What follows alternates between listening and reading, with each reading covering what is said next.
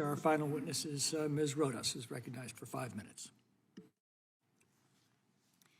Good afternoon, Chairman McClintock, Ranking Member Japal, and distinguished members of the committee. It is an honor to be here. I thank you for the invitation to share my testimony. My goal is to inspire action to safeguard the lives of migrant children, including the staggering 85,000 that are missing. Today, children will work overnight shifts at slaughterhouses, factories, restaurants to pay their debts to smugglers and traffickers. Today, children will be sold for sex. Today, children will call a hotline to report they are being abused, neglected, and trafficked, and we don't know if they're going to get the help they need. For nearly a decade, unaccompanied children have been suffering in the shadows, and I have to confess, I knew nothing about their suffering until 2021, when I volunteered to help the Biden administration with the crisis at the southern border. As part of Operation Artemis, I was deployed to the Pomona Fairplex Emergency Intake Site in California to help HHS Office of Refugee Resettlement reunite children with sponsors in the United States. I thought I was going to help place children in loving homes. Instead, I discovered that children are being trafficked through a sophisticated network that begins with recruiting in home country, smuggling to the US border, and ends when ORR delivers a child to a sponsor. Some sponsors are criminals and traffickers and members of transnational criminal organizations. Some sponsors view children as commodities and assets to be used for earning income. This is why we are witnessing an explosion of labor trafficking. Now, whether it's intentional or not, it could be argued that the United States government has become the middleman in a large-scale, multi-billion-dollar child trafficking operation that is run by bad actors seeking to profit off of the lives of children.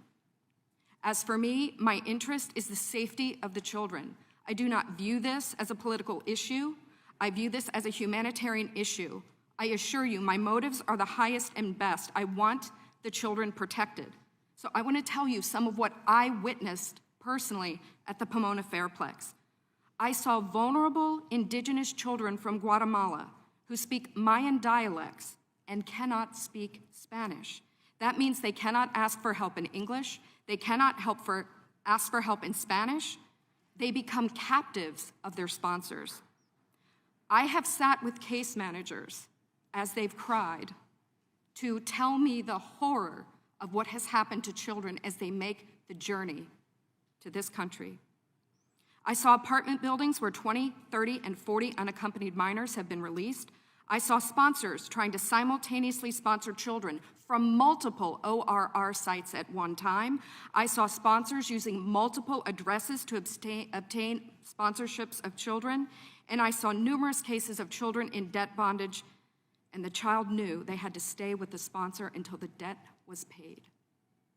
Realizing that we were not offering the children the American dream, but instead putting them in modern-day slavery with wicked overlords was a terrible revelation.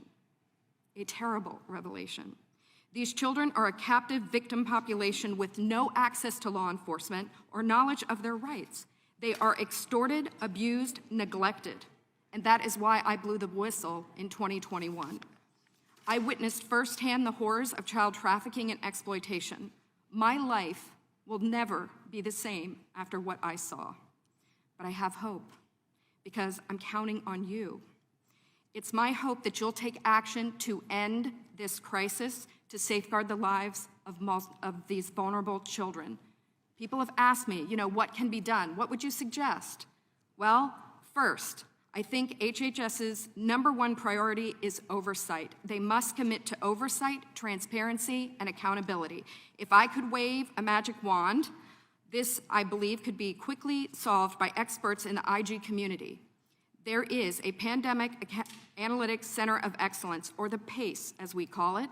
I believe if data analysts at the PACE could look at the data, children could be rescued, criminals could be prosecuted if the PACE had access to this data. It shows where the children are and who has them. I think also we need to change the culture of speed over safety. Speed is the wrong performance measure when dealing with children.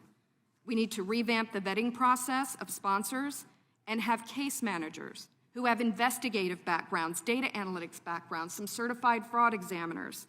And I think we need to reimagine a system where the sponsor is the accountable party.